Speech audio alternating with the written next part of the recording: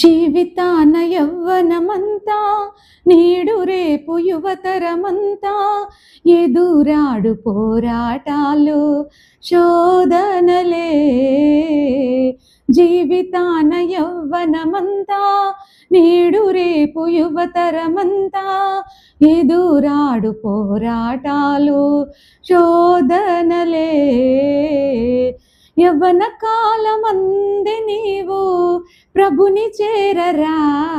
Yes, యవ్వన కాలం అందే ప్రభువుని చేరుకోవాలి. ఆయన మనకి స్వేచ్ఛనిచ్చి ఉన్నాడు. ఆ స్వేచ్ఛని దుర్వినియోగం చేసుకోకుండా మరి యవ్వన కాలమందు నీవు ప్రభువుని చేరినట్లయితే, యవ్వన కాలమందు పుట్టిన కుమారులు బలవంతుని చేతిలో బాణంల వంటి వారని మనం వాక్యం చదువుకొని ఉన్నాం కదండి. సో బలంగా ప్రభు కొరకు వాడబడతారు. బలంగా ఆయన పరిచర్యలో అంచెలంచెలుగా అభివృద్ధి చెంది వర్ధిల్లుతారు. అంతకంటే కావాల్సింది ఏముందండి? యవ్వన కాలము కుడి ఎడమలకి తొలగి తొట్టిల్లిపోకుండా ప్రభువుకి సమర్పించుకొని జీవితాలను అప్పగించుకొని, అఫ్ కోర్స్ నేను యవ్వనస్త్రాలను అయితే కాదండి, యవ్వన పిల్లలకి ఒక తల్లిగా నేను ఎంకరేజ్ చేస్తున్నాను.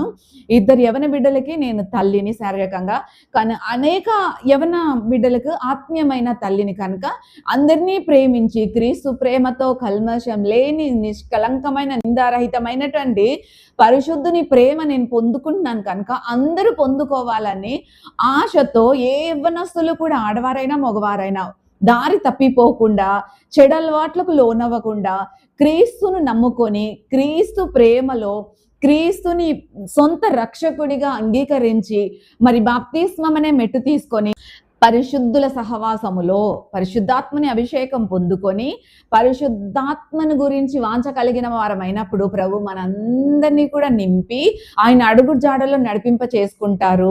మన యేసయ్య ఆయనే మార్గమును సత్యమును జీవమునై ఉన్నారు కనుక ఆయన మార్గం గుండా మనల్ని నడిపించుకొని పరమందున్న తండ్రికి కనెక్ట్ చేస్తారు. కనుక యవ్వన కాలం ప్రభుకి సమర్పించుకోండి ప్రియమైన యవ్వన బిడ్లారా. ఆయన బాటలో నడవండి. ఈ లోకం మనకొద్దు, లోకాశలు వద్దు. లోకాశలను విడిచి, లోకమును విడిచి, లోకంలో ఉన్నప్పటికీ లోకానికి వేరై ప్రభుకి దగ్గరై ప్రభు సన్నిధిలో గడపాలని మీ ఆత్మీయమైన తల్లిగా మంచి మార్గమును ఎంచుకొని ప్రభు బాటలో నడవాలని కోరుకుంటూ సెలవు తీసుకుంటున్నాను.